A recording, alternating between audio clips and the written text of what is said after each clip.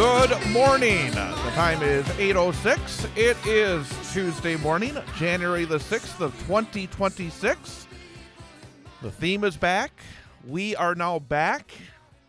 Kind of the way it used to be, but it's not going to be exactly the same. But let me be the first to welcome you back for the first time, I think, in about, 7-8 months to the Chad Holmes Show here on 98.9 WXCO, online at WXCO.FM, mobile devices and Alexa by searching WXCO, and on the Civic Media app.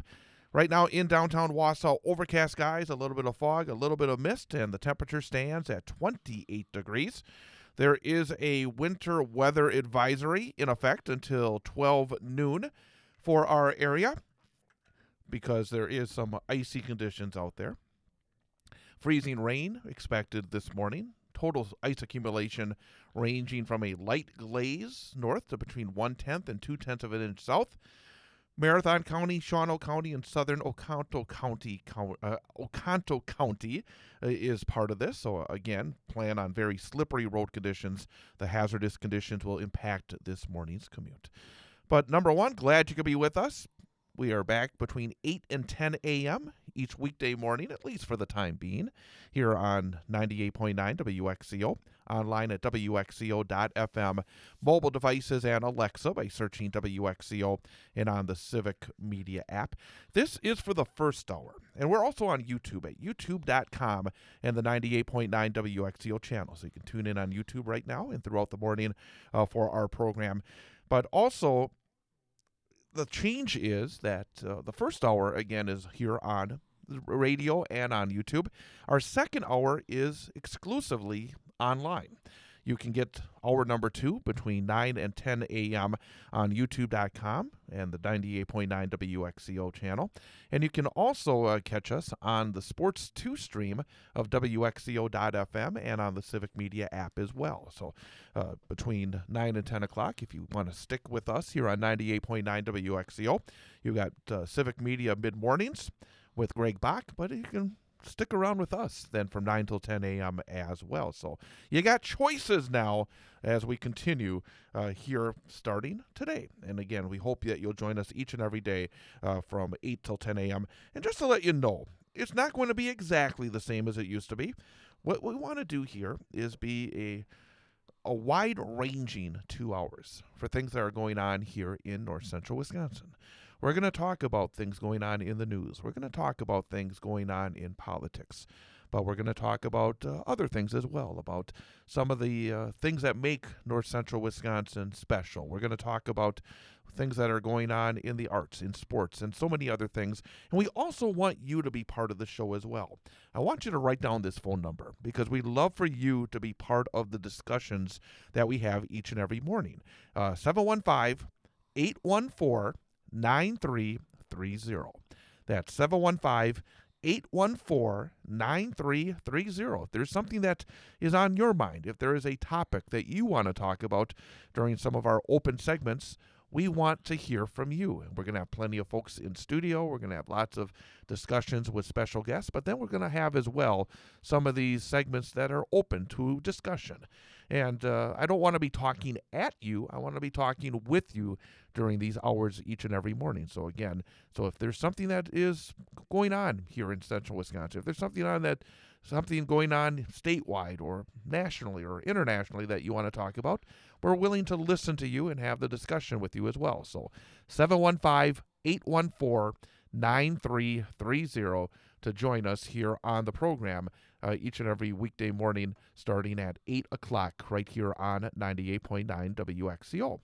Also, want to let you know about what we have on tap here on our first show back. Coming up in about 10 minutes or so, we're going to start a conversation with one of the candidates for governor in the state of Wisconsin. Yesterday, Milwaukee County Executive David Crowley was in Wausau, and he stopped by here at our studios yesterday afternoon, and we sat down for a discussion with David Crowley. talking about why he's running for office, some of the issues that are going to be talked about in terms of the gubernatorial race here in 2026. Isabella Nieto, who is our WXCO news reporter, joined me for the discussion. So we will talk to David Crowley starting up at about 8:22 this morning here on the program. Then in hour number 2, which will again be exclusively online, both on YouTube, our 98.9 WXCO channel, and on the Sports 2 stream of WXCO.FM and the Civic Media app. We'll be joined by the Central Wisconsin Educational Theater Alliance Artistic Director, Laurie Maegli, and also Broadway star Eric Petersen.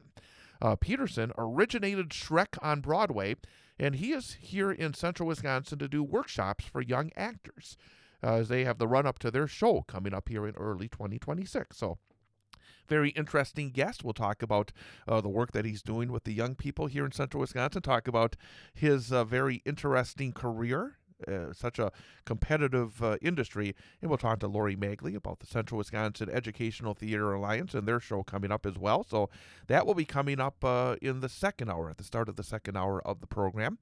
We will have then some time later in the hour to talk about what's going on in the news and talk about what's going on around here, talk about the sports as well, and again, open up the phone lines to you as well. And then, of course, it's back in its normal spot at the end of our program.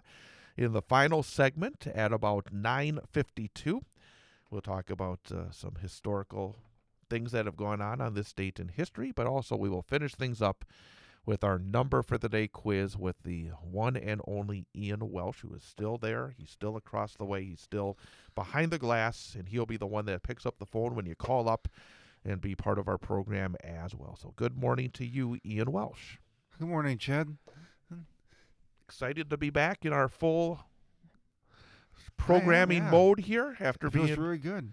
Yeah, it was like, there was nothing wrong with what we were doing in terms of the segments during the morning show, but it's just nice, again, to have this opportunity to maybe go a little bit deeper, to have, again, some more long-form discussions, and to truly get our listeners back involved as well. So, absolutely. Again, we hope that you can all join us every morning starting at 8:06.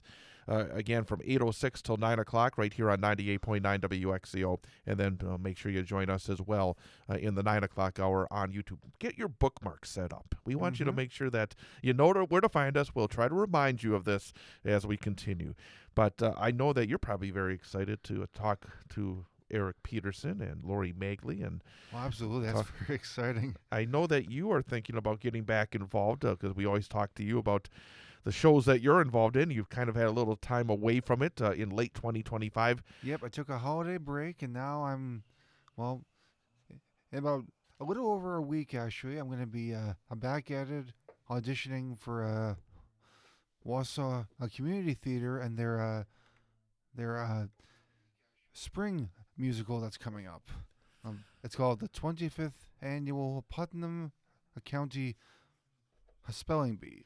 It's a very funny show. It's got a lot of great music, a lot of humor, and a lot of heart. And it's not a very big cast, and that's actually it's going to be a very fun challenge because it's only a cast of 9 people, and there's so many talented people in the Wausau area. The competition for this audition is definitely going to be top notch. Absolutely. It's going to be a lot of fun, and I wish a break a leg to everybody who's auditioning, and hopefully it's going to be a really fun cast list, and I can't wait to be a part of it. Fantastic. Coming up next week, in fact, we will be bringing into studio some members of the cast of the River and Woods Theater Company and their production of Calendar Girls, which will be coming up in about a week and a half's time on January 15th, 16th, and 17th. They'll be held at the Wausau East High School Auditorium. So that will be coming up early next week here on the program as well. So again, it's one of the things that we really want to do. We want, especially here in 2026, as we get into an election year, there's going to be lots of local candidates and I think local elected officials that we'll be bringing on to talk about the news and the politics aspect of what's happening here in north central Wisconsin. But one of the things I really am proud of is to be able to bring in folks from our community that are doing these special productions and showing their talents off, and to show some, again, during this era where we have so often a lot of tension and a lot of pressure out there in terms of things that are going on. There's still so much that is happening out there that is of the positive aspect, and that's what we want to try to focus on as well here during this program in the morning. So again, I'm very happy to be able to have a little bit more time to talk about all these different things, and it is going to be really, I think, an incredible 2026. I mean, we've talked previously in the past about this being a special year in this country's history, being the 250th anniversary of the Declaration of Independence. I truly am just a historical buff, and I'm going to talk a little bit about trying to put together what's happened in this country up to what's happening right now, try to connect it in different ways, because I do think that there are so many things that we can learn from when it comes to what has happened in the past that is going on right now, and the importance of knowing our history. And that's one of the things that is disappointing about many of the MAGA movement, in my opinion, is how they are trying to frame history in a certain way, instead of just saying, hey, this is what's happened, here are the good things and maybe the not so good things, but even the not so good things we're able to learn from. We need to be able to look back and learn from the mistakes of our past, whether at an individual way or as a national or international way, because the only way you don't make it happen again is to learn from the mistakes. And unfortunately, we're seeing, I think, a lot of things that have happened in the past that are happening again. So again, there's so many different, and in our everyday life, those are things that also engage us in terms of how we live our life when it comes to news and politics, and also things that are outside that realm. So again, we're going to try to intersect it all in a certain way here during this program, again, starting today. And again, it's just wonderful to be back and be able to join you every day for these 2 hours, and to be able to have a true engagement, have a true dialogue with you in terms of what is going on here in north central Wisconsin. So again, write down the number 715-814-9330 to be able to join us and be part of this program each and every morning. But again, as I said, it's going to be a very exciting year, because I do think we're going to have the opportunity to talk to a lot of very interesting folks who are running for office. I mean, there's a lot going on, whether it is at the local level and the state level, and it's going to be, I think, a very intriguing gubernatorial race, and a number of very interesting candidates that are out there, both on the Democratic and the Republican side, especially the Democratic side, a very full group of candidates that are running to succeed Tony Evers in the State House in Madison. So coming up next, we will be joined by the first of our candidates that will be coming through, and hopefully they'll all be able to come through this very studio. And it was very exciting and very interesting to talk to Milwaukee County Executive David Crowley yesterday afternoon, and we will hear that conversation starting next here on this Tuesday morning. 28 degrees under overcast skies here in downtown Wausau. Glad you are with us. Chad Holmes Show, 98.9 WXCO.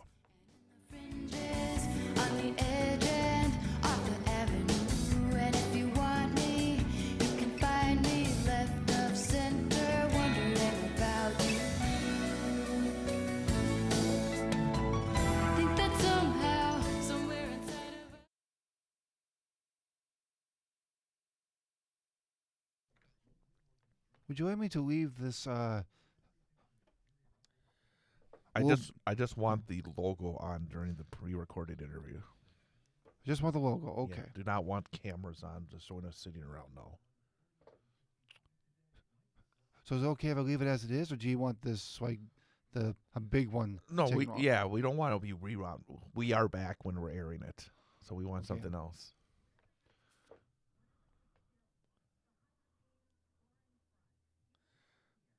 Just the logo, if you have it.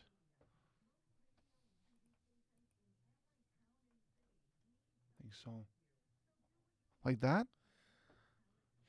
Well, if you have the show logo, that'd be best. And I do have the show. And if you're able to put in the scroll that we are talking to Milwaukee County Executive and Democratic candidate for Governor David Crowley. Yeah, I don't have the big logo. I just have the That's fine then. Leave that.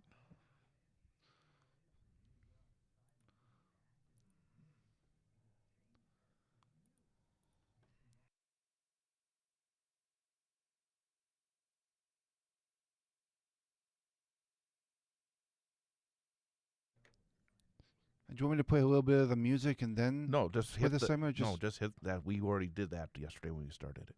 Got it.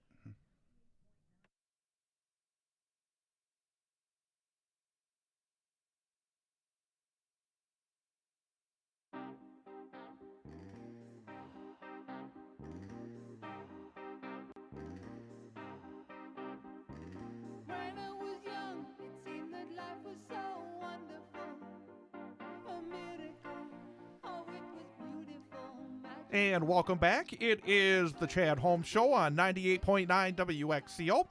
I am Chad Holmes, and this morning I'm actually being joined here in studio by our WXCO news reporter, Isabella Nieto. Isabella, welcome into the studio. You're all usually off working, covering all those news stories. Glad to have you here in the studio for our interview. Thanks, Chad. Happy to be here. And also across the table, we're very happy to welcome one of the Democratic candidates for governor of the state of Wisconsin here in 2026, the Milwaukee County Executive, David Crowley. And Mr. Crowley, thank you for coming in here into studio in downtown Wausau. Absolutely. Glad to be here in Wausau. Thank you for having me as always. As I mentioned to you when he came in, this is the second time I had a chance to talk to you. I said the day before President Biden left the race, we had you on. I thought you were outstanding that day. Really were able to talk about the issues involving that race. And I'm very curious to hear some of the issues about your race now for governor. Yes. And again, really glad to have you here this morning. Let's start off. Again, the generic question that you always have to ask.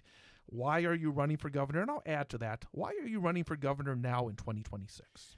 Well, first and foremost, I'm the only candidate that not only served in the legislature, but actually have experience running government. I've had to balance billion-dollar budgets and actually had to tackle many of the toughest issues head on. And we've been able to build affordable housing for seniors, for working families, for people with disabilities. We've been able to implement our no wrong door model of care in making sure that no one falls through the cracks, and that has helped us to reduce our overdose deaths by 30%. But we've also been able to reduce the amount of people going to our emergency rooms and in our jails. And I think that this is a great opportunity for us to focus on a real vision, putting something on the table for Wisconsinites. And I think Democrats, many of us have been, frustrated not only with who's occupying the White House, but quite frankly, personally, I'm also frustrated with Democrats, the fact that we haven't put a real agenda, a real vision on the table that brings lost voices like young people and independents back into the fold, and really focusing on how do we make sure that when the tide rises, all the boats rise in every community in Wisconsin. You mentioned the work that you've been doing as Milwaukee County Executive, and I imagine a lot of folks that you talk to here in central Wisconsin, maybe the northern part of the state, not aware of the role that the county executive in Milwaukee has. I guess I'm going to ask you a little bit about the job itself. Yeah. Some of the positions in government are more powerful than others, more opportunities to do a lot of good. Yeah. Could you talk a little bit about that position and maybe as well try to connect it with being a governor? How would it compare in terms of being an executive for the most populous county in the state of Wisconsin, and to move to Madison and be a governor for the entire state? Well, as county executive, I am the executive. I am like the governor of Milwaukee County. I represent 19 different cities and villages. They all have their unique personalities and all have their unique needs. I represent 1 million people, which is close to a sixth of the entire state's population. And so the things that we've been able to tackle, they cut across geographical lines, and quite frankly, they cut across partisanship. And within Milwaukee County, I control close to a $2 billion budget. We are responsible for not only the public safety needs when it comes down to the courthouse and the jail or our community reintegration center or juvenile justice. We also provide programs of support for our seniors, for young people with disabilities. And we provide all the mental health care. And we've been able to kind of transform and improve the models that we've been able to implement. But we also have our county transit system and our parks, some of our most used amenities that people care about. These are all the things, whether you're a Democrat or Republican, these aren't partisan issues. These are issues that matter to every Wisconsinite. And I think that, I'm in a similar position that a former governor that we had, Governor Scott Walker, was in before he became governor of Wisconsin. No, we're definitely two different people. I want to put that out there. But I would say that being county executive is truly the training grounds when you think about being able to take the next step, governing an entire state, and making sure that no community is left behind. Because as the county executive, I've had to tackle issues like public safety, public health, but I've also had to be there in modes of crisis and really talk to the community members that I represent, and letting them know that I'm going to be there for them and make sure that they're not left behind. Isabella, I'll let you talk to So you have this, some of these big city experiences. You mentioned your time in the state legislature and in Milwaukee. Can you tell me a little bit about how you are planning to appeal to more rural voters that might be wary of somebody with only, major city experience? How are you working to appeal to rural voters? Well, first, I'm a true Wisconsinite. And so, born in Milwaukee, but I've never just spent all my time in Milwaukee. My father was a retired master electrician, and my grandfather traveled all across this state because they love the recreational activities that Wisconsin provides. So I've been all up and down Lake Michigan for some fishing, but also, going to places all over the state as well to do some duck hunting. But I would also say that, when I was first elected to the state legislature in 2016, I'm one of the very few legislators in Wisconsin's history that had to share an office. And one of those individuals that I shared an office with was Don Vrewink, who we both came in together. But he represented smaller municipalities, small town, rural Wisconsin through and through. But by sharing that office, it gave me an opportunity to learn a little bit more about rural life, what's going on with our agricultural industry, what some of our family farms are going through, but also how we can improve the recreational outdoor activity that we have all across the state. And so I want folks to know I'm going to be a governor for all of us. And my job is to go across and not only just talk about the things that I think is important, but it's important to listen. I think folks want a governor who not only understands what the struggle looks like, but that's going to listen and make sure that those who are directly impacted by the issues also have a voice to lend to the solutions. Again, we are talking to David Crowley, the Milwaukee County Executive and candidate for the Democratic nomination for governor in the state of Wisconsin. We have to take a timeout. We're going to have an information update here at the bottom of the hour and then come back with more of our discussion. Isabella Nieto and myself yesterday afternoon had a chance to talk here in studio to David Crowley. That's coming up as we continue here on our first day back.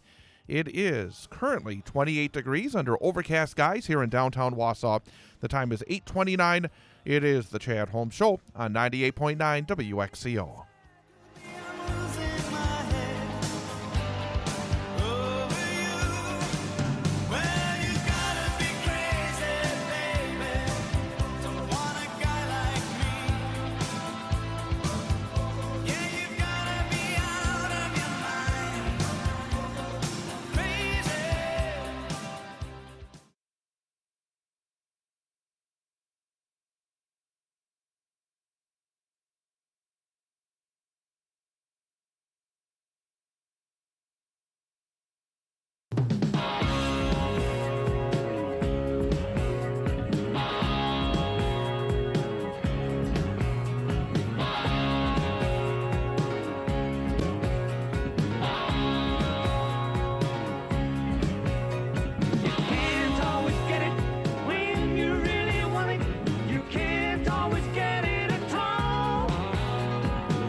And welcome back, Chad Holmes Show on 98.9 WXCO, WXCO.FM, mobile devices, and Alexa by searching WXCO and on the Civic Media app.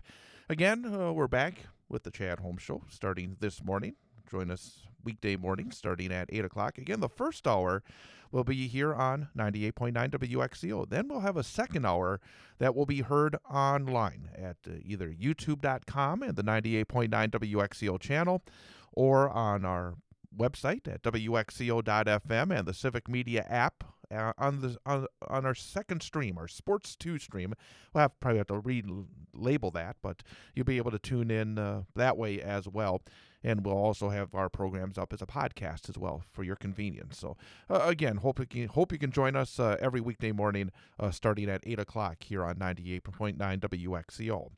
We're continuing a conversation with David Crowley, the candidate for governor and the Milwaukee County Executive. Again, He was in Wausau yesterday. He stopped by our studios yesterday afternoon. And myself and our news reporter, Isabella Nieto, were having a discussion with the gubernatorial candidate. And let's continue that right now. So with that, what is your message to the Northwoods? You've mentioned that you have some experience with the recreational areas. Tell me about, what you want Northwoods voters to know about you. Well, I want them to know that, I'm a guy that's going to always be me. I always believe in being your authentic self. But for me, one of my favorite quotes is by Teddy Roosevelt. No one cares what you know until they know how much you care. And so if you're going to, you have to first start building relationships, understanding communities, and figuring out what their needs are. And I'll be the first to tell you, there isn't a one-size solution to the many issues facing the state of Wisconsin.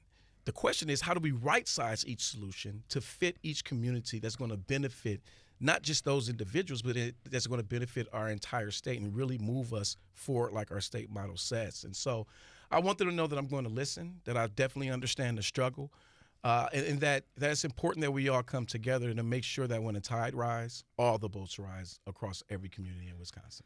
Again, we're talking to David Crowley, Milwaukee County Executive and Democratic candidate for governor here on 98.9 WXCO. There are so many different areas we can talk about, but one that kind of is close to my heart here in Wausau is the two-year college situation, because I actually went to the two-year college here in Wausau. It was the University of Wisconsin at Marathon County at that time. It then became the University of Wisconsin at Stevens Point at Wausau. And at the end of this current year, it is going to be merging with North Central Technical College here in Wausau. And over the last number of years, we've seen a number of the two-year colleges closing down. Yeah. It feels as though it's just a matter of time before they all go away. You've seen some of the discussions when it comes to the University of Wisconsin system, the UW colleges. What is your take on, I would say it goes right to the heart of the Wisconsin idea, in terms of supporting the colleges and universities here in the state of Wisconsin, because it feels as though it's been on a slippery slope for a number of years. And I know there's been a lot of folks that are saying, yes, Republicans have not done the job, but Democrats haven't been fighting for it either. Could you talk a little bit about your perspective on where we go with our colleges and universities here in Wisconsin? Well, I mean, we can take it a step further, because I don't think it's just the colleges and universities. We see what's happening with our K-12 system, with so many districts having to go to referendum just to increase the amount of resources that they have for families and children. And I think we have this exact same problem when it comes down to our tech colleges as well as our universities. Now, our tech colleges is a little bit different because they have that taxing authority, right? But when we think about universities, and I'm glad that they were able to receive a bump in the last budget, but let's face it, we look at the past decade, we're nowhere near as far as filling the gap that tech colleges and universities have seen over the past couple of decades. And so I would say this is important for me. Many folks may not know, but I just recently graduated from college. I just graduated from UW Milwaukee back in December of 2024. And I know how important education is. And so we have to figure out, how do we make sure that our tech colleges and universities are not only here, but how do we make sure that they're sustainable and affordable for the next generation of folks who are coming up right behind us? And I think that this is where I think, one, having a trifecta, being able to have the Democratic-controlled assembly as well as a Senate, will make sure that we have the resources that are there, that are available for our tech colleges and universities. But even if we're not, we have to look at our tech colleges and universities as how does this increase the economic activity of everything that is happening here in Wisconsin. And when we look at these universities, many of the individuals who come from all over the country to Wisconsin, not just that particular college, but any college, UW System College, they tend to stay here, right, contributing to the economic viability and the economic activity here. And so I would like to see an increase in resources to our tech colleges, to our universities, especially understanding that there's going to be some even bigger gaps because of what we're seeing at the federal level. And that, I think, goes into a bigger picture as well when you talk about budgetary items and the spending that's needed in certain areas. And one of the areas I think that people, again, are a little bit frustrated about, that maybe, again, when you have a budget, as you said, when you have a couple of houses of the state legislature that are controlled by Republicans, and then you have the Democrat, the House, the state house with a Democrat, well, child care. And I know Yes. that it's been an issue that's been percolating, and I know it's leading to a lot of angst and concern. What is your perspective on it? What are your ideas in terms of trying to make it work for everybody involved? Well, this is another thing that's important to me. I'm a husband. I'm celebrating 10 years of marriage this upcoming April, but I'm a girl dad times 3, right? And when I think about, my youngest who's 6 years old, I mean, it was costing us close to $1,800 a month just to have access to childcare. And when you think about other communities across the state of Wisconsin, they might not even have access to a facility at all. And so they don't know what they have to do. And so people are making decisions on whether or not they're going to work because can I afford childcare? Do we have is it even available for us? And so we actually have to take a hard look in the mirror as a state and figure out how we're going to fully fund our child care programs. And I truly believe that, we have to focus on birth to 3. Being at the county level, I've seen how those federal funds have been reduced for being able to pay for programs and services for, figuring out developmental disabilities at an earlier age. But we can't allow our young people, our children, our families, especially our young families, to fall through the cracks. And so we need to make sure that we have a level of universal child care here in the state of Wisconsin. I truly believe in that because it gives our kids the opportunity to have a better foundation of learning, no matter what school system they're entering in across Wisconsin. And so we have to tackle this child care issue. As Governor Evers said, what's good for the children is good for Wisconsin, because if it's going to allow us to have safer, better, more educated children, that means that we're going to be far better off as a state as we think ahead for future generations. And kind of expanding on what your goals are, in potentially being elected governor, can you tell me a little bit about your Building Bridges program and how you're hoping to kind of bring that statewide? Well, this is an incredible program that we started not too long ago. I want to say thank you to Governor Evers' administration. We received about $200,000 from the Wisconsin Economic Development Corporation. But we also put in some tax levy and created a small business liaison. And what this position allowed us to do was actually work with businesses. We want businesses to start strong, but how do we make sure that they remain strong as in those infancy stages as they begin to grow? And so what these resources have allowed us to do is, one, that business liaison provides technical assistance to help those individuals get their business off the ground. But we're being very intentional on making sure that we can identify commercial corridors that have been dilapidated, that have been sitting dormant for many, many years, and in some cases decades, and really putting a small business into that neighborhood to help activate those commercial corridor spaces.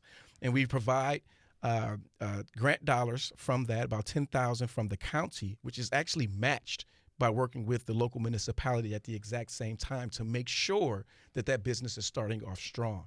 And there's no reason why we can't do this to activate more corridor spaces all across the state of Wisconsin, making sure that we create more economic abilities and generate more activity for those local municipalities to generate enough tax revenue to pay for different things that matter most to them, which in turn can help reduce the amount of property taxes that folks are having to pay because of the level of economic activity that we're having locally. And you've been on the campaign trail for a little bit now.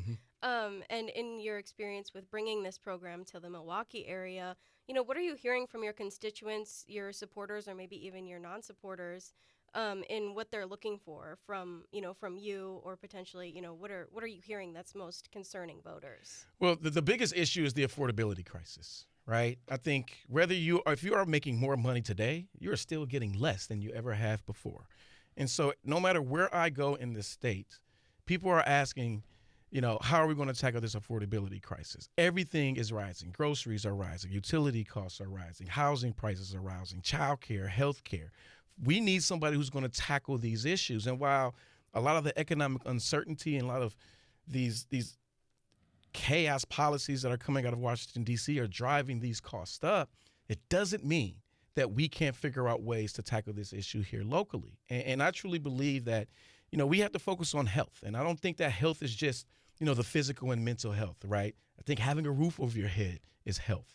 Having access to great public education is health. Having access to health care is health. And so the more we can focus on the affordability when it comes down to housing, which makes all those other issues that you may be dealing with a little bit easier. I think that's one of the first things that we do. But people want to know how we're going to keep these rising costs in check. But more importantly, how can we make sure that government is there to provide a service for those who absolutely need it? Along the same lines, you mentioned access, and let's talk about healthcare access, because especially as you get further north into the western part of the state, Yes. we've seen hospitals. I mean, it's amazing to me to think that in the year 2026, 2025, 2024, in the run-up here, that we're seeing hospitals closing. Yeah. I mean, it's just unbelievable, and that folks, if they're having a baby, if they have any other kind of healthcare crisis, have to go hours in order to Yeah. get to a hospital. It is a crisis in this state. What are your thoughts on that? What are your ideas in terms of trying to alleviate some of the issues where healthcare access is just becoming more and more difficult for so many Wisconsinites? Well, first and foremost, I think that, as a Democrat, this is when I push to say we need that Democratic trifecta. We need Democrats in office that are going to focus on a new vision in keeping healthcare costs in check. And let's face it, like a lot of these things that are happening right now is coming because of the dangerous policies coming out of Washington, D.C. And granted, there is $50 billion going to be spent across the entire country for rural communities. But let's face it, that is not enough to solve the problems that rural Wisconsin and many rural communities across this country are going to be facing. And so we need real leadership that's going to be focusing on how do we work not just directly with the federal government, but how do we fill in many of these gaps that we're going to see because of the decisions that are coming down the pipeline from this big, beautiful, ugly bill, for example. And so this is about how do we work together. We need individuals who are not just focused on policy. We need people who are going to be focused on people. Because if you're not keeping people at the center of the decisions that we're making, then the policy decisions are only helping to keep money in the pockets of those who don't need it in their pockets, which is, at the end of the day, helping to help billionaires and millionaires continue to keep more money in their pockets and putting those costs on us, those local taxpayers, or those who are in the middle class, which is constantly dwindling right now. And so I do think that we need real leadership. This is one of the issues that I'm going to be focusing on heavily, especially having 3 girls and how much reproductive health matters to me, but also having a mother, who transitioned a couple years ago because of kidney failure. Making sure that people have access to health care that they need is extremely important to me. Democratic candidate for Governor David Crowley, the Milwaukee County Executive. We have a few more minutes of our discussion with Mr. Crowley, so we'll have that coming up in just a moment. The time is 8:49, again, overcast skies here in downtown Wausau, temperature of 28 degrees. I am Chad Holmes along with Ian Welsh. It is the Chad Holmes Show, 98.9 WXCO.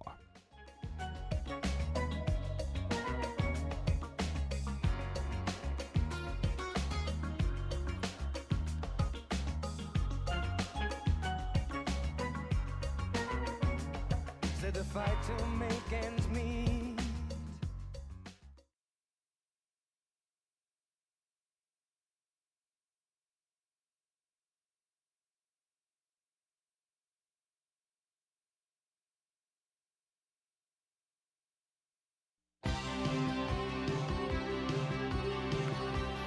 Chad Holmes Show, 98.9 WXCO. First day back. It's great to be back. Join us every weekday morning starting at 8:06 here on 98.9 WXCO. And also our second hour will be live on YouTube and online as well. And we're continuing our discussion with one of the Democrats running for governor as we get into 2026. David Crowley, the Milwaukee County Executive, was in Wausau yesterday and had a chance to stop by and talk to myself and Isabella Nieto. And here's the final few minutes of this conversation. Is there any issues that you're hoping to kind of push for? And, the Democratic field is getting pretty wide for this race. How are you hoping to stand out compared to the other candidates? Well, I'm the only candidate in this race that not only served in the state legislature, but again, I've tackled billion-dollar budgets. We've had to tackle the issues that matter most. And, when I was sworn in as county executive, that was May 4th, 2020. So many of us want to forget what happened in 2020, but that was at the onset of the COVID-19 pandemic. And when you think about how we got us through not just the public health crisis, right, but fiscal recovery. When it comes down to public safety as well, I'm the only candidate that's had to tackle these issues. But I'm the only one that's also had to deal with crisis. This past August, we had devastating floods that impacted numerous communities across Wisconsin. And I had to be out there in the forefront helping to assist community members on the front lines, being there to tell them that we're going to get through this. And I personally am going to make sure that no one is left behind. No other candidate has been able to do that work other than me. And I think that's going to help not only me stand out, but I also think that the work that we have done within Milwaukee County, these aren't Democratic or Republican issues. These are issues that matter to our entire state. One other thing I would like to ask is more of a overall tone or maybe vibe, feel about where we are as a country. And I've talked a lot about this being 2026, being the 250th anniversary of the Declaration of Independence. And at this point in our country's history, having so much, I would call, hatred out there and having so much pain out there in a sense that people are almost in a sense are using ways of hurting other people to get political points. Yeah. In terms of how you want to be a leader for the state, and it's not easy in this era because there's a lot of folks out there that come after others, and it can be so easy to get into the mud a little bit. Yeah. Could you talk a little bit about how you would try to lead the state beyond the X's and the O's, I guess, if you're having a game plan in terms of trying to get things accomplished, but above it as a leader for this state, especially for kids. I worry that in this era, a lot of kids are growing up in an era where we aren't seeing the respect. I mean, even the use of language. I see leaders that feel free to use language that I just would be uncomfortable with as well. Talk about your hopes as a leader for this state, especially, I think, for the youth of this state. Well, for me, I think that you have to authentically be yourself. And I think that, for me, that means that optimism is a force multiplier, right? I believe that you have to be open, you have to be honest, you have to be transparent as far as where you are, managing the expectations, but also letting people know what the vision and the mission is that we have moving forward. And so for me, not only is optimism a force multiplier, but I think that you have to bring your own weather.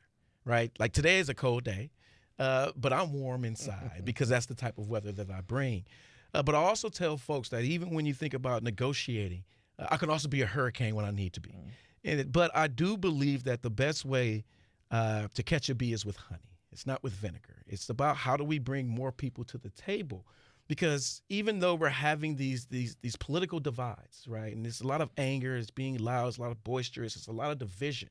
I think folks are tired of this division right now. Whether you're the most liberal or the most conservative, right now folks just want government to work for those who are works for those who are the most vulnerable, and making sure that it's the safety net is there for when that time is needed. And so for me, I'm always going to govern by bringing more people to the table. And I always compare this to walking into your favorite restaurant. When you walk into your favorite restaurant, you're having a conversation with that cashier or the waiter. You're not talking about their relationship with the cook on whether or not your food is going to be hot and ready. You're not, right? You're just ordering your food, and you just hope that it's good by the time you sit down at your table or by the time that you get home. There's no reason why your government isn't providing that same level of service when it comes down to healthcare, when it comes down to education, when it comes down to housing. We may all disagree on the methods and the way that we're going to reach these goals, but there's no reason why we disagree on these goals, because these aren't partisan goals. These are goals that help to propel everybody, no matter what letters behind their name. Isabella, do you have a final question for Mr. Crowley? Is there anything else that we haven't asked about yet that you would want, our listenership to know about you, about your campaign, anything like that? Well, I guess I would say that, I'm a lifelong Wisconsinite, a husband, a father, born and raised in Milwaukee in the 53206 zip code, a neighborhood that's known more for what it lacks than it actually has. And, I want folks to know that I understand the struggle. I was evicted 3 times before I graduated high school. My mother and my father, they dealt with their own addictions and mental health issues. But if it wasn't for neighbors, teachers, and mentors that were in my life, and that helped pick me up and giving me the best advice when I needed it, I don't know where I would be. And so I am running for governor to make sure that every person across every community in Wisconsin has the ability to write a story similar to mine, that they can build themselves up, be able to give back to the community and take care of their families the best way possible. And so I'm looking to be a governor for all of us. And so if folks are interested in being a part of this movement, they can visit crowley4wi.com to learn more about me. They can sign up to volunteer. But I want folks in every corner of the state to know I'm ready to get to work. I think that Wisconsin needs a workhorse, not a show horse. David Crowley, candidate for governor, Milwaukee County Executive. We're coming up on the end of this hour. Coming up in the next hour, you can tune in over on our YouTube channel, 98.9 WXCO YouTube channel, also WXCO.FM and the Civic Media app and the Sports 2 stream. We're going to turn to the arts, and we're going to talk Central Wisconsin Educational Theater Alliance and their artist in residence, Broadway actor, screen actor Eric Petersen, artistic director Laurie Maegli. A very interesting guest coming up. So we'll be back over there at 9:06. Chad Holmes Show, 98.9 WXCO.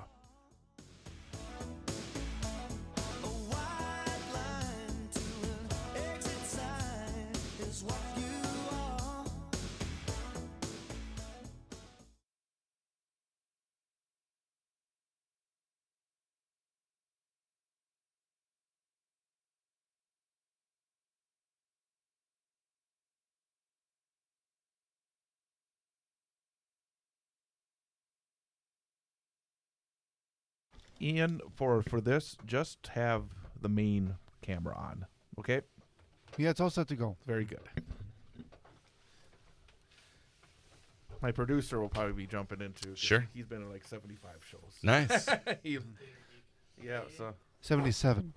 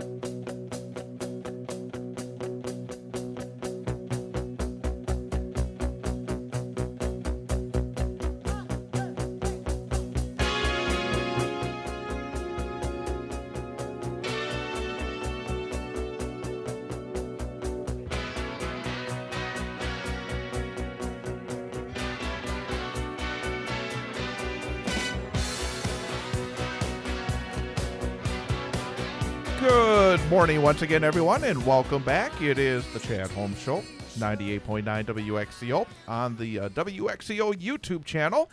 Go to youtube.com and then search out 98.9 WXCO, Civic Media app, and also on WXCO.FM and click on Stream 2. Along with Ian Welsh, I am Chad Holmes. Ian, good morning. Good morning, Chad. Are you getting used to being back in this pattern here, back in our old time slot for the first time in a while? Yeah, I think I'm getting used to it.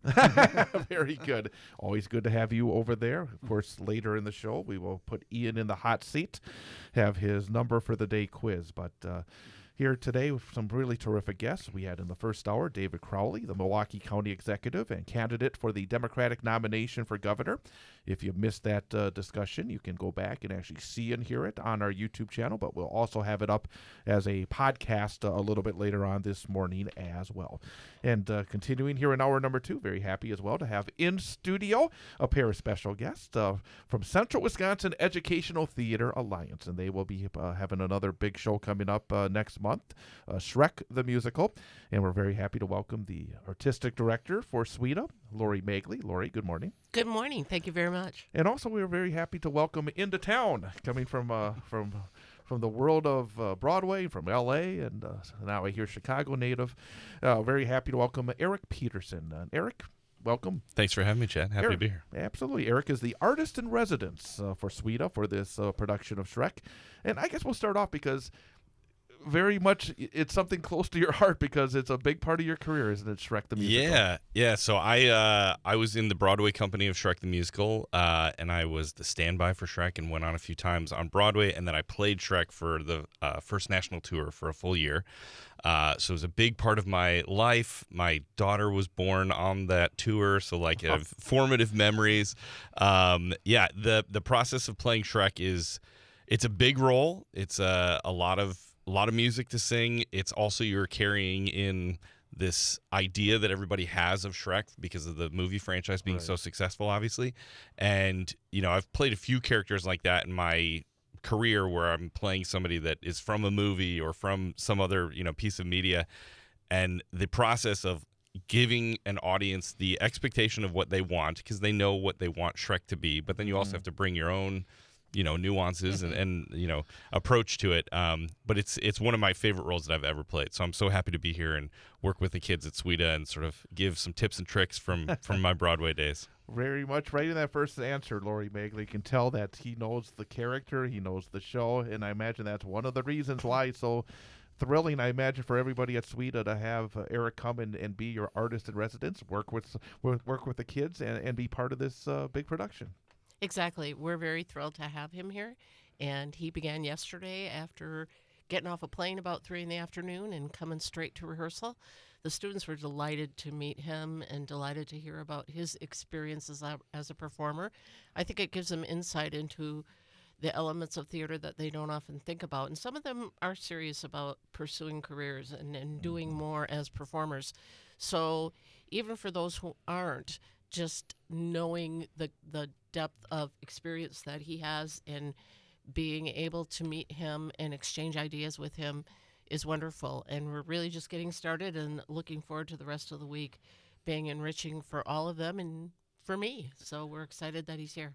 Before we actually talk a little bit more about what Eric will be doing with your cast and your students, for folks who are not familiar with the Central Wisconsin Educational Theater Alliance, CWETA, can you give us maybe a little bit background in it in terms of how long it's been going on? What does it mean, the alliance here with the educational folks here in Central Wisconsin? Maybe a little, for folks who may not be familiar. Sure, I'd be happy to. The alliance started in the early 90s. Of course, I was 12 years old at the time, so if you're trying to figure out my age, there you go. A child prodigy, obviously. Exactly. I was teaching at Wausau West, and it's been around for over 30 years.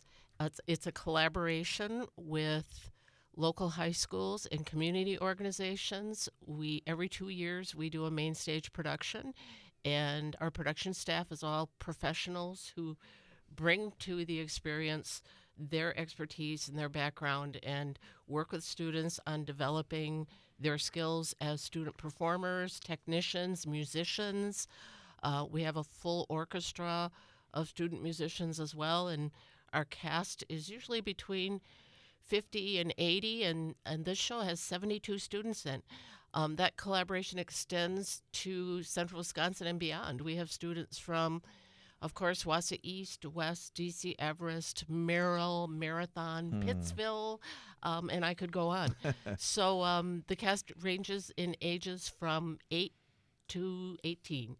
So the goal is to enrich their lives, to give them a positive and meaningful theater experience, to make them better performers and better communicators, and to really establish that sense of support and teamwork that comes with any group activity. And I think that they all bring a lot to it. They're all really talented kids and talented technicians. And I think they come away enriched and wanting more. How did the collaboration with Eric occur? Where did this begin? Well, our executive director was looking for a resident artist and found Eric online, and we reached out to him. He has a very busy career. He's doing a lot of television, a lot of teaching of his own. He does do workshops and educational activities in LA. Yeah. So we had to kind of try to fit him into our schedule and his schedule. And it took a lot of planning. But this isn't our first time having a residency. We've brought in Right.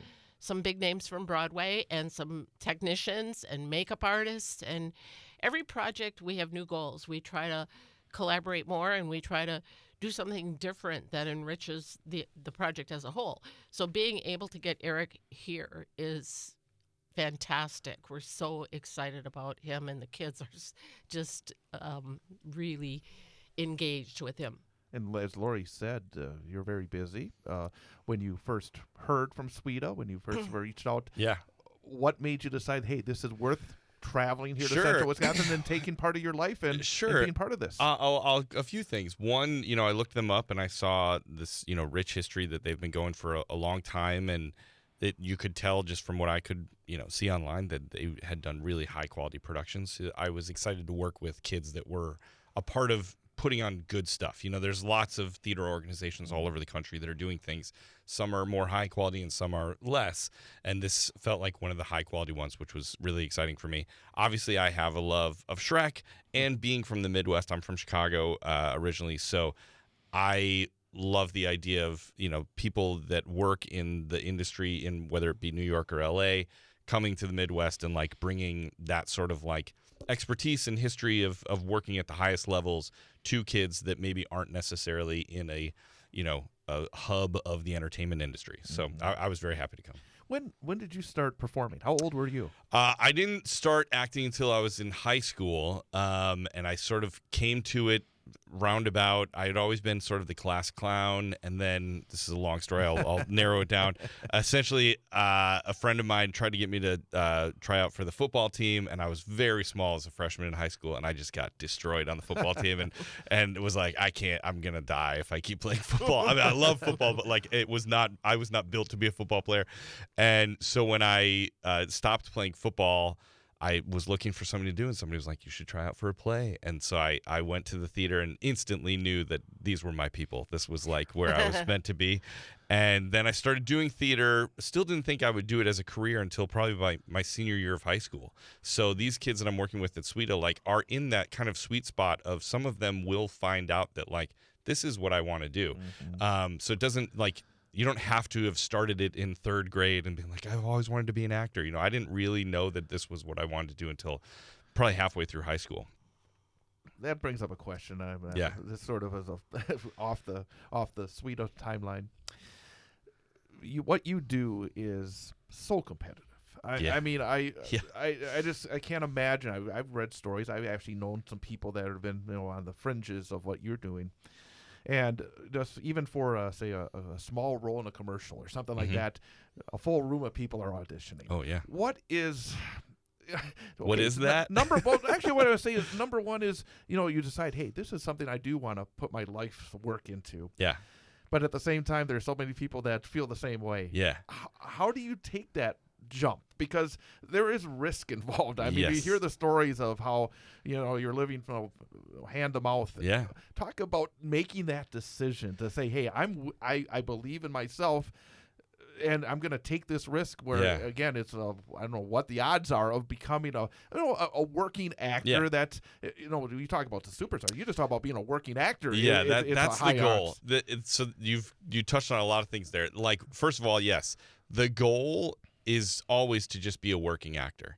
The superstardom, if people get into like, I want to be an actor because I want to be a movie star, it's a fool's errand. It really is. It's such a tiny. That's like saying, I want to win the lottery as like, what do you want to be when you grow up? I want to win the lottery. It just is like, it doesn't make sense. I'll say this. There's a lot of acting books that on the first page will say, if you can do anything else, do that. And there's truth to it in that it is very hard and it is extremely competitive. I've had a pretty successful career. I've starred in 4 Broadway shows. I've, been the lead on multiple television shows. I've been nominated for an Emmy.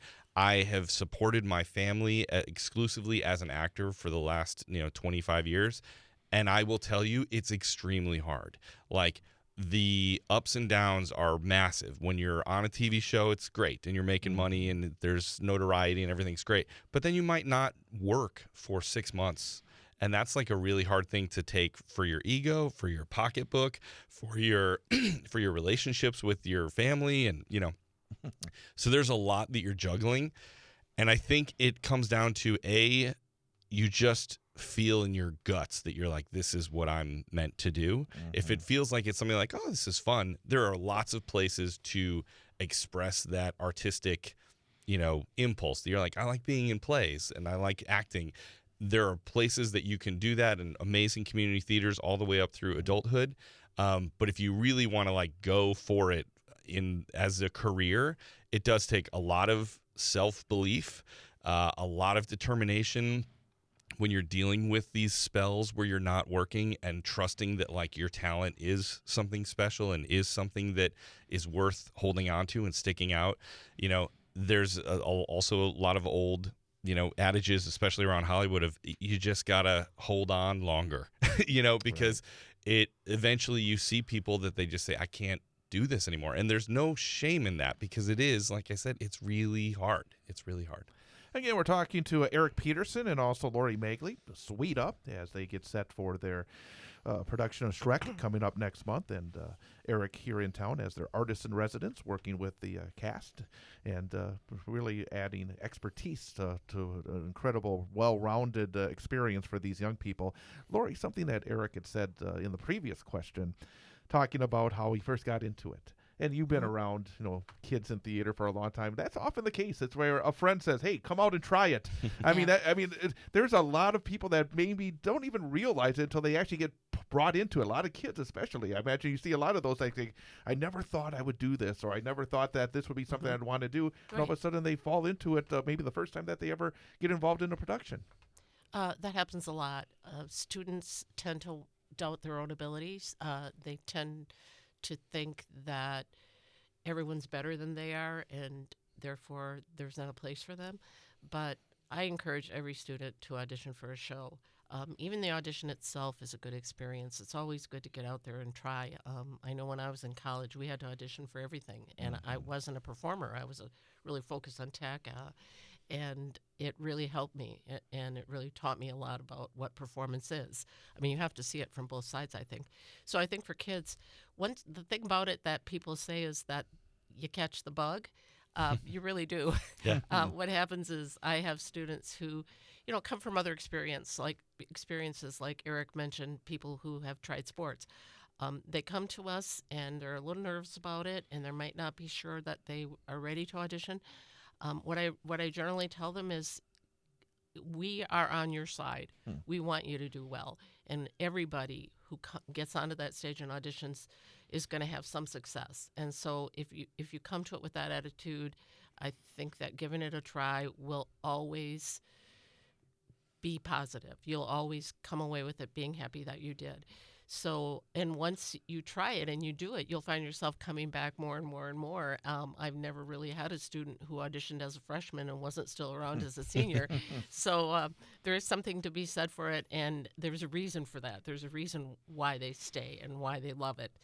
And I encourage kids to definitely take a chance, as Eric said. It's always a positive thing. Something I've noticed, and we get a chance to talk to a lot of the student performers who, when they have a show coming up with one of the high schools here in the area, and then I get a chance to go and see some of these shows as well. I did a little bit of work back when I was in college. Just I was sort of yanked in by a friend, and I was like, "Holy cow, this was so much fun!" And it's like up to them.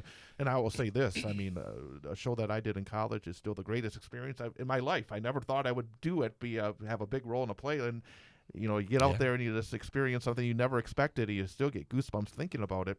But Laurie, you've seen these students over the years, and it feels to me like they're getting more and more talented. I look at what they're able to do now, and I think, man, I would be embarrassed to go out there with some of these folks because they're just so good. Have you seen that over the years, that here in central Wisconsin, the students, I mean, they just seem to be getting better and better in terms of the performances that we're seeing on stage?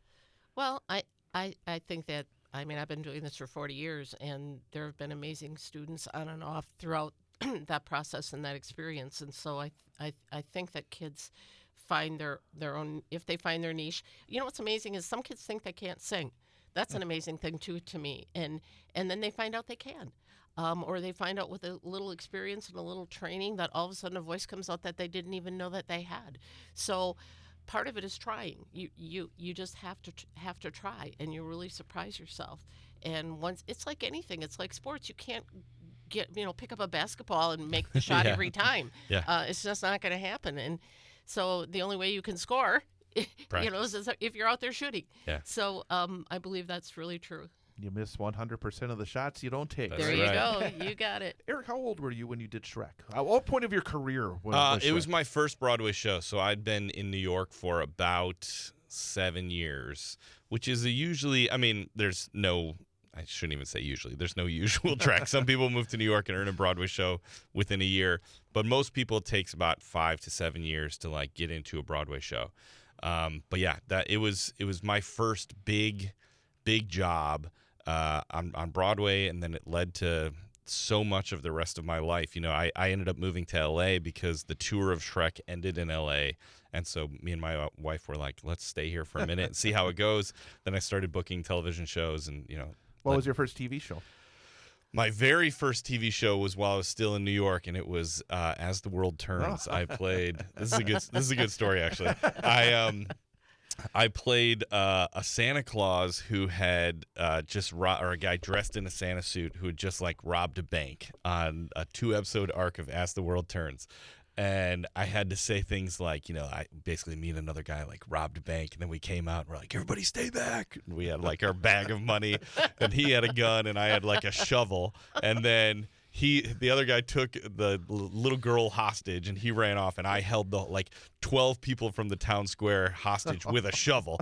And like at one point I had to hit the main character with it, and she's reaching for her phone trying to like call the police, and I'm like, somebody's gonna get coal in her stocking this Christmas. It was pretty ridiculous. But I was so excited to be on a TV show, and be on a set and really get to experience it. And so yeah, I've done lots of good and bad TV over the years, but that was an exciting one for me. I don't know if I can still encourage students to do theater. You mentioned that you teach as well as Yeah, part yeah. of your acting, and I guess this week when you're working with some of the kids here in Central Wisconsin, what's your philosophy in terms of what you're trying to do with the kids in terms of trying to get the most out of this Yeah. experience for them and for yourself? The big thing that I think I'm always pushing students towards, whether it's working here this week with the kids at CWETA or working with, the kids and adults that I coach in Los Angeles and New York, is passion. And taking away any self-judgment and going towards the high stakes and the big, positive, passionate choice. So often what you're dealing with when you're dealing, especially with kid actors or younger actors, I should say, is this sense of self-judgment, and they're editing all the time themselves. They're like, well, I want to do this, but I don't want to like do it too much. I don't want to do a big swing. And I'm always like, take a big swing and fail gloriously is my big phrase. It's like fail gloriously, but take a big swing. And you'll find out, sometimes the big swing was actually the exact right choice. Sometimes you'll go, that didn't work, but let's talk about why it didn't work and why was that big swing the wrong big swing, but at least you took one. And then you can start to like craft a performance that feels like it has high stakes, that it feels passionate, that it feels like the story is of utmost importance. Like the reason that things are written into becoming a play or a musical or a TV show is because it is a story that has to be told. And so if you raise the stakes on everything, you're going to find that like the audiences are like, whoa, that story meant so much more to me because I felt the urgency of the message. So I would say the big thing that I'm always working towards is like finding that passion and taking big swings at whatever choices you're going to make. And then we can, edit from there. And Laurie, in terms of what you, as the artistic director, in terms of trying to set the stage for, no pun intended, for these kids, What's your philosophy in part of this organization and each of these shows in terms of trying to get the most for the kids out of it? I think that's kind of a wide, but everybody has sort of a philosophy on what they want to really accomplish within an organization. What is the basic tenets that you're trying to get across when these kids leave a production with CWETA? Well, it's a couple of things. First of all, the collaboration. I think that this organization is one of the few that brings together kids from all over the area that would never meet otherwise. We all have our activities in the schools, our plays, and our forensics clubs and sports, and it's all competitive, and it's all about what I can do as compared to what you can do. And that's not what this is about. This is about coming together and creating something wonderful for everybody. So that collaboration is very important, and it extends to the costumes and the props and the scenery and the quality of what we do, and we never compromise. We always try to make the most of everything that we can do. So how can it be the best that it can possibly be? Also, we try to make sure that it's enriching and fulfilling for the entire ensemble, that everyone feels noticed and everybody feels engaged and involved, so that when we're in rehearsal, it doesn't matter how many lines you have or how much you sing. When you're on stage and you're engaging the audience, your story is just as important as everybody else's. And it's going to be important to you that when you walk away from this, you feel good about what you do. And it's going to be important to the audience that emotionally they're engaged and they love you and they see something from you, like Eric was talking about, taking the big choices, making the big choices, and always doing your best and bringing to it the most that you can, so that when you come away from it, you feel good about what you just did. And I think that's a big part of what Eric does too as a performer. He always brings the most to it and is proud of what he does. And I think that collaboration and that personal growth is what we're all about. And I think that honestly that getting yourself to a place of taking big choices and not self-judging is such a great life lesson for whatever these kids go into, whether they want to become actors or they want to, go into business or whatever, just whatever their life leads them to. We want more passionate people in the world, right? We want people that actually take a big swing at life in general. And I think that kids, it's hard to be a kid right now. There's social media and there's just the world, and it's hard to be a kid. And if you can teach them to try to trust who they are and what their impulses are telling them, I'm not saying trust every impulse. I'm not saying that, but I am saying that if you are I think I want to try that, do it, as opposed to this idea of well, I might not be good, or I'm not good enough, or I don't have the access to it. The world is an amazing place that you can do so many cool things, but you got to take big swings if you're gonna do it. It sounds to me, again, something I'm taking away from what both of you are saying, and especially back when you were saying, take the big swing. Yeah. Well, it's a lot easier to bring it back than it is to get out there, isn't it? Absolutely. And I think in so many different ways, Yeah. it's just one Absolutely. of those things. You talked about what you want to get accomplished with these kids. I'm curious. You've had a very varied and long career.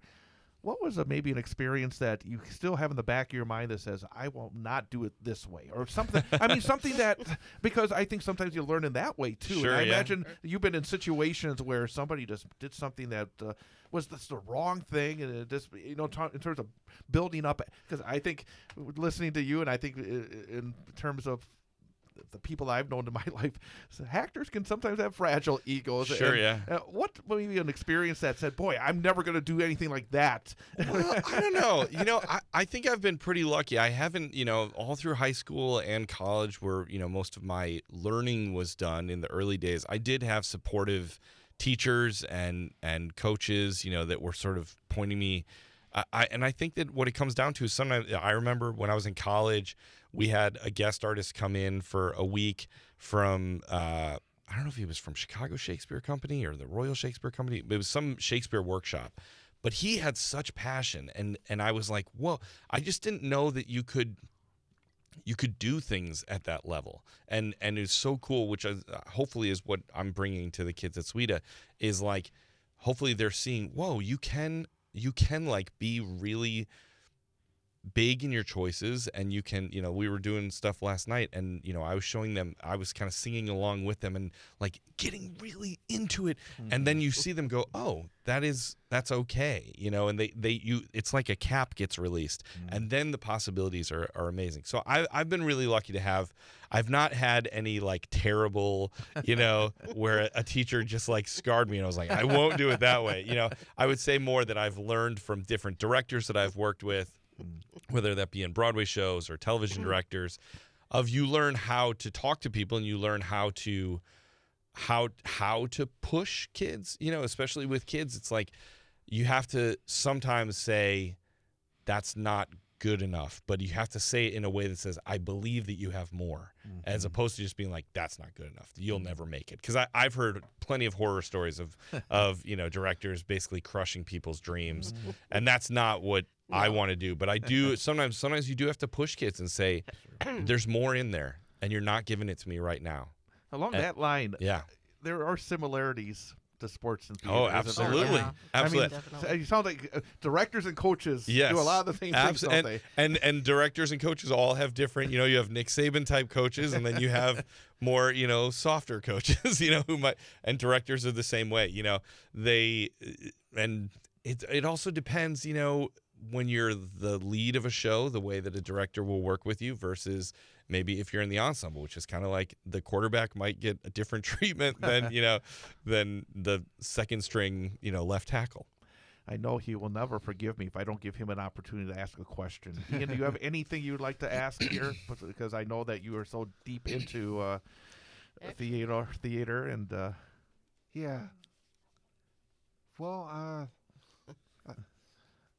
I think a big question I have with this show in particular, because I know that Shrek is a very big musical, and I know that CWETA has definitely delivered incredible shows over the years. So my question is, are there any specific challenges that have arisen from rehearsals in this show so far? Any particular elements that are more challenging to figure out than others? I know theater always has challenges. But Actually, does yeah, this show yeah. specifically have challenges for you guys? I think every show has challenges, but that's really a good question. I don't know where to start. Yeah, there definitely are challenges. As Eric mentioned earlier, people know Shrek, and they're very familiar with especially the lead characters, and therefore there's a challenge that's presented to us that when those people come to the show, even children, they've got an image in their mind of what Shrek's going to be. And technically, artistically, how do we meet that challenge? Right now, we're working on extensive prosthetics. Shrek will definitely look like Shrek, but getting there means that we have makeup staff that are making prosthetics on a daily basis, and it's expensive and it's time consuming, and it means, as Eric can tell you, long hours in a makeup chair. Yeah. When he played Shrek, that was part of his experience, that he had to get there very early, and he told me last night that he would fall asleep while the makeup artists were putting the makeup on because it was such a long time for him to have to 2 sit in a hours chair. before every show. Yeah. Yeah. Wow. Then you have 24 fairy tale characters, and they all wear costumes that are specific to that character. So where do you find a Tweedledee and a Tweedledum? Yeah. And where do you find a Little Red Riding Hood or a Mad Hatter? Right. Yeah. So technically, the entire show is a challenge, but it's going to be exciting for the audience. We have the most amazing dragon that you're ever going to see. Oh, And fantastic. yes, if you're familiar with something like Universal Studios and those velociraptors that walk around Oh, the yeah. studio, the parks, we have a dragon who is similar to that, only a different color. But you'll have to come to the show and see what color our dragon is. how long is the entire rehearsal process from the start of rehearsal to the show for this? It production? is between 10 and 12 weeks. I want to ask you, Eric, because this is interesting because Yeah. I've never had a chance to really talk to somebody who's done a Broadway show like this. Is how long is the rehearsal process before you open on Broadway? It's different for every process and where you enter the process. Like, for instance, when I went into Shrek, the show was already open on Broadway, so I had a week and a half of rehearsal. But if you're in a new show, or like when we were putting up the national tour, it's usually 6 to 8 weeks of rehearsal. But those are also longer days than what the kids are doing. I mean, you're working from 10 to 6 every day. So what is the schedule for you here while you're in town? How much time are you getting to work with the kids? We're working every evening. I think we're doing a run through of Act 1 today, and Yep, we're doing sure. some master class. We did a lot of vocal stuff last night, so it's going to be really exciting to I think we have a little bit of time built in where I'm going to work with just the sort of leads of the show. We're going to do some physical master class type stuff. It's really exciting. I'm really jazzed to be here and to be working with the kids. Yeah. Before we talk about when the show is and other information, one more question I got to Sure. ask you is that you said that Shrek was your first Broadway Yeah. experience. How much pressure was there the first time? Are you able to compartmentalize? I mean, I'll tell you. because it probably for you, I can only imagine that number one, you want that opportunity. Yeah, you yeah. work so hard for the opportunity. Yeah. How do you not let the pressure make you freeze? I'll tell you. There's kind of two parts to that story. The first one is my first performance in the company of Shrek was when I was playing Papa Ogre in One of the Three Little Pigs. So I was the understudy for Shrek at that point. But that was my first night on Broadway. That was my Broadway debut. And Papa Ogre is at the very top of the show. Like, he's center stage with Mama Ogre and little baby Shrek, and the curtain comes up, and I'm at the Broadway theater that has 2,500 seats. And I just kept saying to myself as the curtain was about to go up, and I was nervous. I usually don't get nervous, but I was nervous, that I was like, it's just a show. And I've done shows all the way from high school through college. And once the lights come up, you really can't see past the first 3 rows anyways. So it's just a show. Yes, is it on Broadway and is it in New York City? And yeah, you feel that. But once the show gets going, it really does start to just feel like it's a show just like any that you've done before. But the first time that I played Shrek on Broadway, I'll tell the story as fast as I can. I had a put-in the day before, which is where they sort of like you're doing the show for the first time with a costume. Everybody else in the cast is just in street clothes because it's just a rehearsal for them. But it was my first chance to like really be, popping out of the outhouse and Your final dress, basically. Yes, yeah, and doing all the stuff. And I had a great rehearsal and it was amazing. And I came home and my wife answered the door and she was videotaping me. And I thought she just wanted to hear how amazing I was in the put in, and I was like, oh babe, I was great, I was so funny, and I sang it great and everybody loved it. And then why she was videotaping me was because we found out we were pregnant that night. And so I had a put in rehearsal on Broadway, and I thought I might never actually get to play Shrek on Broadway, and maybe that was the only time, even though there wasn't an audience. And so I had that experience, found out I was going to be a dad. We stayed up all night thinking about, oh my God, what if it's a boy? What if it's a girl? All this stuff that you do. And then the next morning they called me and they were like, the guy's out for Shrek. You're on for 2 shows today. And then I did the show with, Sutton Foster and Daniel Breaker and Chris Sieber and had an amazing experience. And because of doing that show, the producers were at that show when I went on, and then I got cast as Shrek for the national tour. Another question, because I've only been to Broadway one time. I spent a long weekend one Sure. time and did see Sutton Foster. Great. What is she like? She's amazing. She's amazing. She's a good friend of mine. One of She's the famous, great. I mean, by the way, you kind of, are you basically focused on television work now? Would that be In fair to LA? say? Yeah, pretty much. Yeah. How do you, in terms of you see somebody, sometimes like a Sutton Foster who Yeah. made a name on Broadway, has done TV as Yeah. well. Can you do both? Well, I mean, the question is the financial aspects. Sometimes Yeah. it seems to me, again, I can't imagine anything would be better than being in front of a live audience. I'll tell you this. Doing Broadway is an amazing experience. It is also very taxing, both physically and of your time. Like when you're in a Broadway show and it's the holidays, you work extra. Whereas if you're on a TV show, like Hollywood shuts down for Christmas and everybody gets to be with their families. But if you're in a Broadway show, that's not the case, You also, what you would make, I mean, once you get into like leads in shows, whether it be on TV or Broadway, but let's just say like you're not a superstar. What you would make in a month on Broadway, you might be able to make in 2 days as a little guest star on, CSI or something. So there is something to be said for economy of time. And, once I started having kids and like wanting to be around my family, that was one of the things that made television feel a little bit more like, oh, this is great because I get to be with my family more often. But you are right that there is nothing better than a live audience, and the electricity of like coming out of a stage door after a Broadway show is really special, and there's nothing quite like that. And one more question. I mean, Sure. They keep coming up. Do you use different acting muscles between television and? I guess that's a great question that people always want to know, and I always say it's not really. I view it more. It's not that there's like television acting and then stage acting. At the base of it is truth. You have to be truthful in the moment and actually believe in your characters given circumstances and be listening to your scene partner and working towards a goal. And that the foundation of it all is always the same.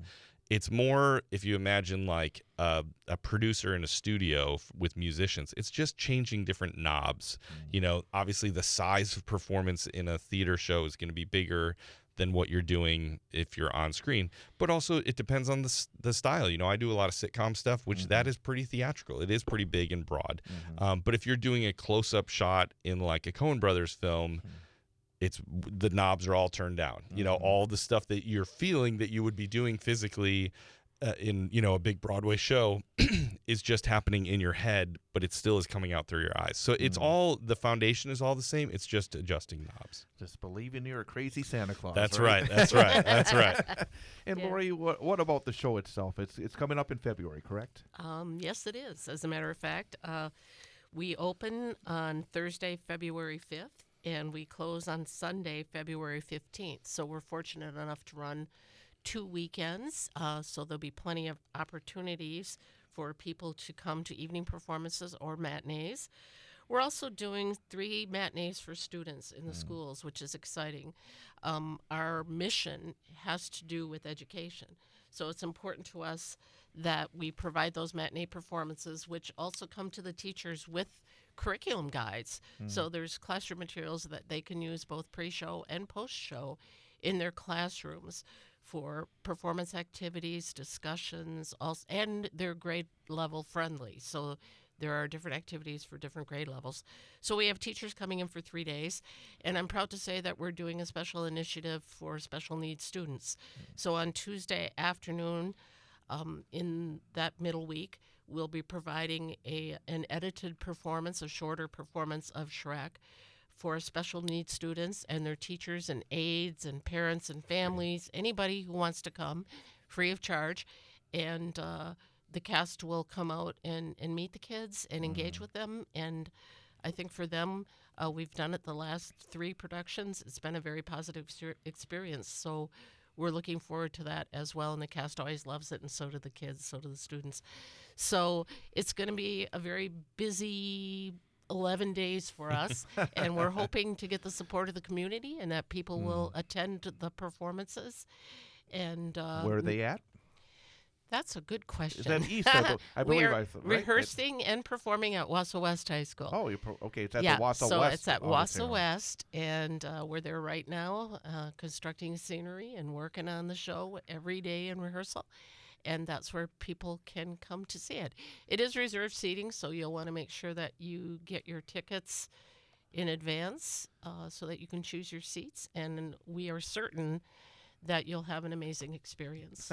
And the website is CWETA.org, CWETA.org, and I'm sure you can get information on getting tickets and Certainly. such there. And so. there's contact information, too, if you have any questions.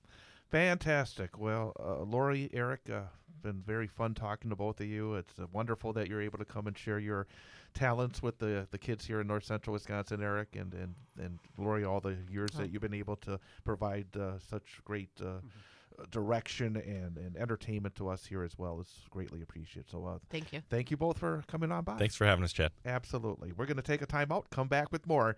It is the Chad Holmes Show here on 98.9 WXCO. On Tuesday night, the Newman Catholic High School girls basketball team plays host to Assumption in a Merriwood Conference South Division matchup. Hear all the exciting action live on 98.9 WXCO, online at WXCO.FM, mobile devices, and Alexa by searching WXCO, and on the Civic Media app, starting with the pregame show at 6:20 and the opening tip at 6:30. Newman Catholic High School basketball on 98.9 WXCO is brought to you by the Newman Catholic Athletic Booster Club, Sun Printing, Rocket Industrial, and the Wassa Business Show. The Cloverbelt Credit Union, sponsor of the Cloverbelt Credit Union broadcast booth, and Mike Whitmore Construction. It's Newman Catholic taking on Assumption in high school girls basketball. Tuesday night starting at 6:20 on your home for high school sports. 98.9 WXCO, WXCO.FM. Mobile devices and Alexa by searching WXCO, and on the Civic Media app. So, how are the kids? Well, Emily made the honor roll. Oh, good for her. Yeah, we're really proud of her. Tyler, on the other hand, though, What's going on? he's been moody lately, just feeling down and not like himself. Oh, we've been there. Nick was struggling last spring. He was so anxious and stressed. Really?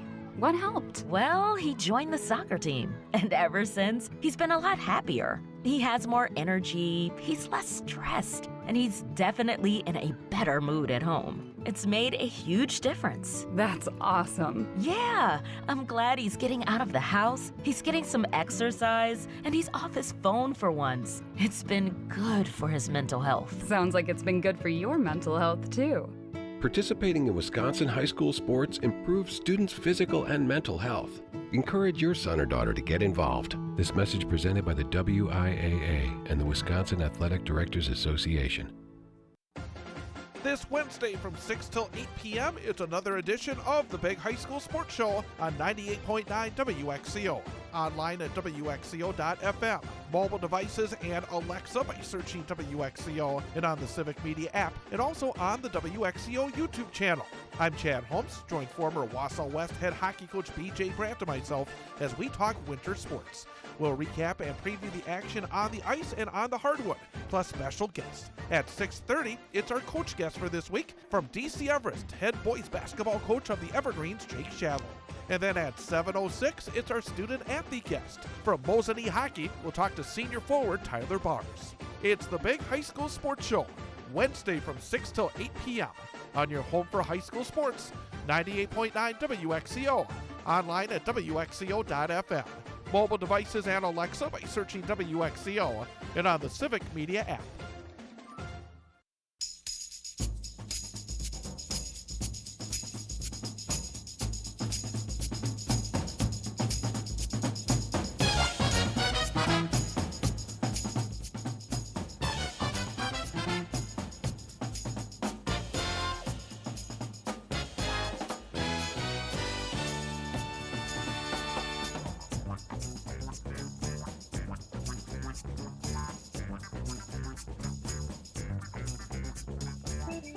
And welcome back. Chad Holmes Show, 98.9 WXCO. Online at WXCO.FM. Mobile devices and Alexa by searching WXCO, and on the Civic Media app. I should say that this hour we're actually not on all those. We are on our WXCO YouTube channel. Again, That's right. just to let people know, again, today we are back. In fact, I mean, a lot of folks probably don't even know yet because we just found out basically yesterday that got the go-ahead to return in this way. Every weekday morning at 8:06, we'll be live on 98.9 WXCO, WXCO.FM, mobile devices, and Alexa by searching WXCO, and have that first hour of the show, again, on the radio. But we want more. And I said, hey, how about we take the second hour, and since there's already programming scheduled for WXCO, and Greg Bach and does a wonderful job on Civic Media middays, hey, well, we have an opportunity here to use technology. We have our 98.9 WXCO YouTube channel, and let's use it. Let's have our show continue, because there's not enough time in 1 hour. We need 2 hours. We want to be able to talk to you and talk to interesting guests and be able to do a lot of good things here. So starting today, Our second hour will be, again, you can just, once we get done with hour number 1, if you're listening on the app or on our website, we have, it says the primary stream, and then right next to it, it says Sports 2. So just click on the Sports 2 stream. You can hear it live between 9 and 10 o'clock. And then, of course, if you want, you can go to our YouTube channel as well and see us as we do our thing at youtube.com and the 98.9 WXCO channel. So, again, hopefully you'll get a pattern going here, get the habit set, and be able to join us. And, of course, we will be putting our program up as a podcast as well. And I hope that's all set up, too, because there are a few things that are being set up, and I appreciate the work that the folks in Madison did, because I wasn't so sure we'd be able to get on the radio for the first hour today, but really terrific job done by our technical folks down in Madison at our Civic Media headquarters to set things up in order for us to be on the air between 9 and 10 o'clock here on WXCO. Actually, between 8 and 9 o'clock on WXCO and between 9 and 10 o'clock here on YouTube and our app and the website as well. So, yeah, okay, we got it all. You just heard a promo. I need to mention something really quick. Our game tonight, Newman Catholic girls basketball between the Cards and the Assumption Royals. Well, since school has been canceled, that game has also been postponed. So we will not have Newman Cardinal girls basketball tonight. Unfortunately, it's the second time in a row that I've had a Newman Cardinal girls basketball broadcast scheduled that's been postponed due to icy road conditions. It happened a couple of weeks ago, and now it happens again tonight. So, boy, what are the odds of I that? tell you, but we are scheduled to have the Cardinals next Monday in girls hoops, taking on St. Mary Catholic in the thing. That's a Menasha school. They are the number 1 ranked team in the state right now in Division 4. So that's a big test. We'll have them coming up on Monday of next week. The rest of the week, sports-wise, we have the big high school sports show coming up tomorrow evening. We've been off the last 2 weeks because it was Christmas Eve and then New Year's Eve, but we're back with the big high school sports show. We took a holiday break. Yeah, just took like a I did with holiday theater. break. Well, it was kind of a holiday break. Last week on New Year's Eve, I actually had a game over in Green Bay. That's why we didn't have the show on. But we will have that as our guest will be tomorrow night, Jake Shallow, the first-year head coach of the DC Everest boys basketball team at 6:30. And then Tyler Bars, the Mosinee High School senior forward, he'll be our student-athlete guest at 7:06. So BJ Brandt and myself tomorrow night, 6 till 8 p.m., the big high school sports show right here on 98.9 WXCO, WXCO.FM, mobile devices, and Alexa by searching WXCO and on the Civic Media app. And then the weekend will be all hockey. We have Wausau West hockey on Thursday night against Wisconsin Rapids in a Wisconsin Valley Conference game. Pre-game show starts at 6:35. Then on Friday night, Wausau West hockey hosts their tournament, the Wausau West Hockey Invitational. They'll be in the second semifinal Friday night against Middleton. Approximately 8 o'clock will be on the air for that one. The other semifinal will be played first between Notre Dame Academy and Eau Claire Memorial. And then we'll have the Warrior hockey team on Saturday. I think it will be at 1 o'clock, actually. 1 o'clock for the pregame show. That's the plan right now, but keep an eye on that depending on the scheduling. So West Hockey has the Warriors number 2 ranked in the state, play on Thursday, Friday, and Saturday. And you can hear all the action right here on 98.9 WXCO and online. All right, so we're back to the old pattern here. The final few minutes of the show, we'll give Ian Welsh an opportunity to have the number of the day quiz. That's right. And to be able to try to get off to a good start here, we'll have today through Friday, so we'll have 4 opportunities this week for him to win with our number for the day quiz. And the way we do it is that we give him 3 choices, multiple choice aspect. And based on the math, he should be able to get 1 out of 3 right, because you have 3 choices, and just by a luck of the draw, be able to get 1 out of 3. So that's 33%. So anything 33% or above is considered a passing grade. That's right. However, we want you to be better than that. And so we want a winning week, which is more right than wrong. And we'll call a winning week also 50% on a week like this where we only have 4. So True. you get 2 out of 4. We'll call it a winning week. If you only get 1 wrong during the week, we call that an A grade. And then, of course, they give you a gold star if it's a perfect week. Yes. So That's right. so there you go. So number for the day quiz. And you can play it at home as well. You can see if you can beat Ian and do better than Ian does. Keep a tally sheet of all the times I get it wrong, all the times you get it right. Exactly right. All right, so let's do it for the first time here. This go around in the new revived version of the Chad Holmes Show here on 98.9 WXCO. Okay. All right, our number for the day. How many hours are in a week? How many hours are in a week? Is the correct answer 168 hours in a week, Okay. 188 hours in a week, or 208 hours in a week? So how many hours are in a week? There's Yeah. 24 hours in a No single day. calculators here, no writing down. Nope. You just have to use your head. If you can do it in your head, that's one thing, but we're not going to cheat at all because we know better than that. So 168. 168, 188, or 208. How many hours in a week? Yep. Okay, I'm trying to do math in my head here, but okay. I'm gonna say.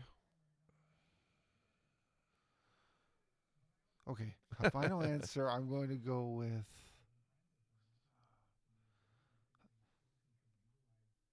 I'm gonna say 188. A final answer. I'm going with 188 hours in a week. A final answer. All right. So 7 times 24. Yeah. That equals 168. Oh, the smallest number. It was nagging in the back of my head. I've noticed that in those kind of questions, you tend to have a little bit of trouble. I think that that's maybe your Achilles heel right now. Sometimes when you have to multiply numbers. Anything has to do with that.